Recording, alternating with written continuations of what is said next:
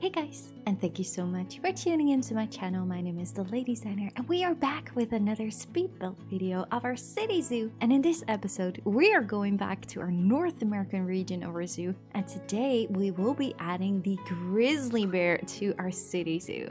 So if I'm correct, this actually is the very first time ever we are building a sandbox habitat for the grizzly bears on the channel. We did add them in one or two franchise series that we did, but we never actually made a beautiful detailed habitat for them in sandbox mode. So yeah, after 2 years of the launch of the game, it's about time that we do, don't we? So we already made like this river or lake area in this North American region after the North America pack dropped. And in this area, we already have like the prairie dog and the moose. And on the edge of this area, we also have the Arctic fox, by the way. But that one is more like the end habitat for the land of the cold area. So this grizzly bear habitat is basically the first North American habitat when you come out of the land of the cold region. And for this habitat, I obviously tried to Google for some inspiration of things we could do in this habitat. And I pretty quickly found like some pictures of Animal Kingdom with like this waterfall and a path going over it, and also like this underwater viewing gallery. And only when I saw this underwater viewing picture, it reminded me of the fact that bears can now dive in the game as well. So obviously we should be doing a nice underwater viewing gallery for these bears.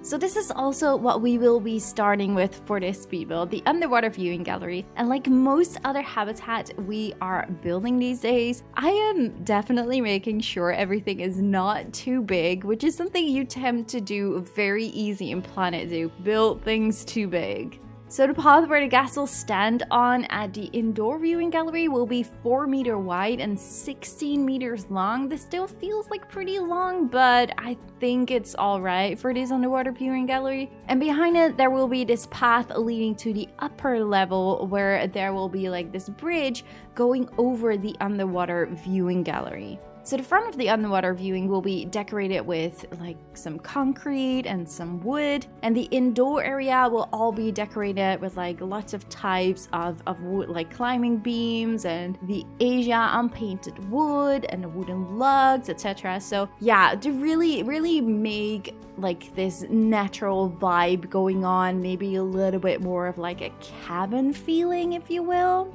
So in the middle of this area, I just really wanted to add this wooden bear statue. It's one of those statues that I absolutely love the style of in this game, and that is not classical. Like, I honestly only like the classical statues. But yeah, this is one of the exceptions of the statues that I absolutely love the style of, and it just really matches like this wooden vibe we got going on here.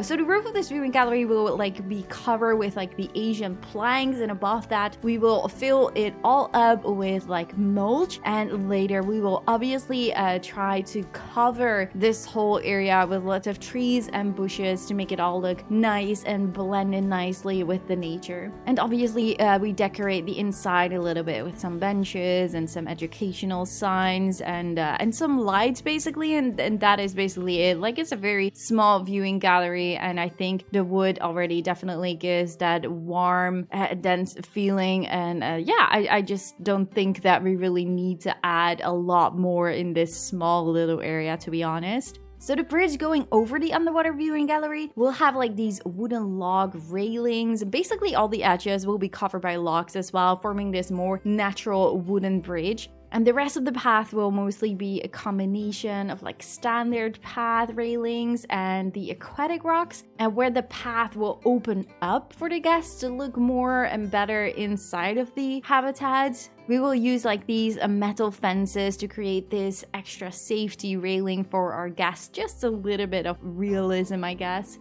So the backside of the habitat will be more like raised terrain. Here we will be creating the waterfall with a path going above it, in between like this raised terrain area and above a little river. Like, I actually first wanted to create like a waterfall myself with the VFXs until I realized that this is just not really doable, and it's just a lot more easy to use the waterfall pieces that we got with the aquatic pack. So why make it a lot harder for yourself if you can do it easier, right? Like, you have the waterfalls if you have the aquatic pack, so why bother making a waterfall yourself? So on the edges of the waterfall, we will be using a lot of the tundra and the aquatic rocks to cover it all nicely into the mountain so it all blends in nicely. And the path, as I just said, like that is going over the waterfall, will have like the same railing as the stuff that we used for the bridge that is going over the underwater viewing gallery, if that makes any sense. So the path from the underwater viewing gallery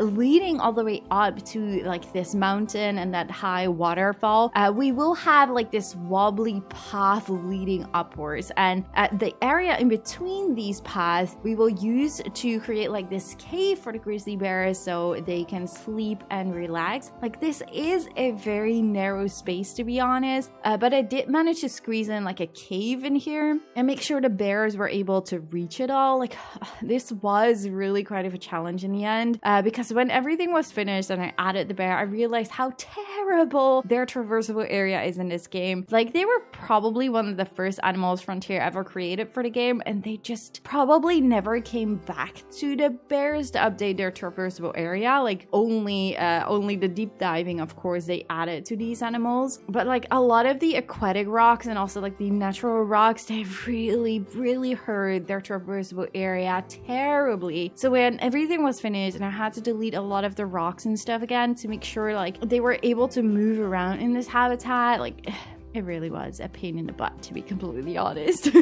But yeah, so on top of the mountains, to make sure that we could like attract the bears to the top, I added like this rubber tire pole feeder on one side and also like this rubber pillar on the other side. And at the lower area of the habitat, I added like this big rolling feeder enrichment items for the bears as well, because I just absolutely love the animations of this enrichment item. And other than that, I mostly just added like a lot of toys around the whole habitat to make sure the bears would nicely move around through the habitat.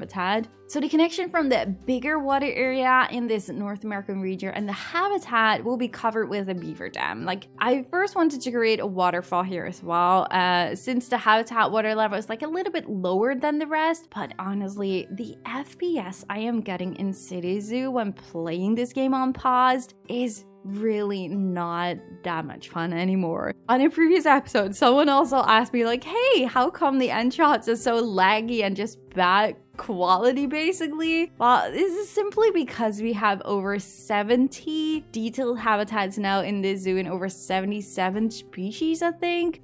So yeah, I have a pretty good gaming computer, but with this big of a zoo, my computer also just starts to have issues. Now, thank God this game is still workable in pod mode, because else we would really not be able to continue at all in City Zoo anymore. But yeah, if you notice that cinematic shots at the end of this video are a little bit like bad FPS and laggy, then you know why. The zoo is just so humongous and I absolutely want to continue working in the zoo as well. But yeah, we have to give in for the bad FPS when doing some cinematic shots, because I just can't do anything about it, I'm afraid. So yeah, a lot more speed builds to come still, but the cinematic shots will be getting a lot slower and more laggy in every City Zoo video that we are going to upload. But thank God we also have a Booyah Zoo and we also have Point Zoo, which are a lot smaller, so we can still easily do some nice cinematic shots in those zoos. But yeah, City Zoo is a different story. But hey, we want to build a big zoo with many animals, so that is what we have to live with for now. So yeah, no more VFXs in this zoo, I think, until I ever get a new computer one day. And in the meantime, we will just work with the aquatic pack waterfalls in this zoo, I guess, which is also fine in my opinion. So yeah, instead of the waterfall, I used a beaver dam, which I think still looks really great, even though we obviously don't have beavers in this habitat. But the natural vibe they have with all the logs just really works well in this foresty area, in this foresty habitat. So I really do like how this is looking, to be honest. So around the habitat, I used like a lot of the broken Scottish pine trees again to decorate the area. And other than that, we decorate the habitat with a lot of rocks and aquatic rocks and the same trees, shrubs, and foliage we basically used in the moose habitat we made earlier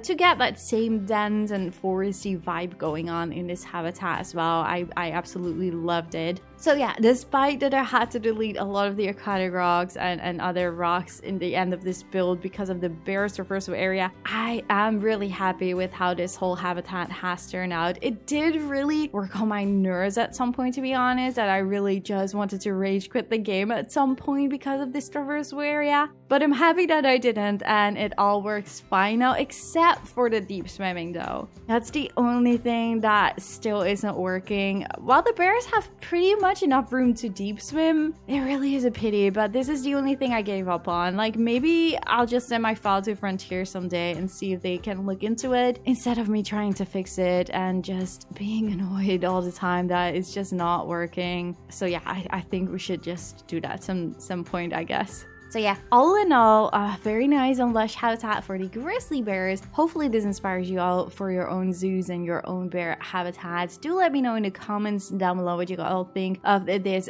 bear habitat. Leave a like at the video if you guys enjoyed, and subscribe of course if you haven't already. And yeah, I just really do hope to see you guys all in the next one. Thank you guys so much for watching. Bye guys!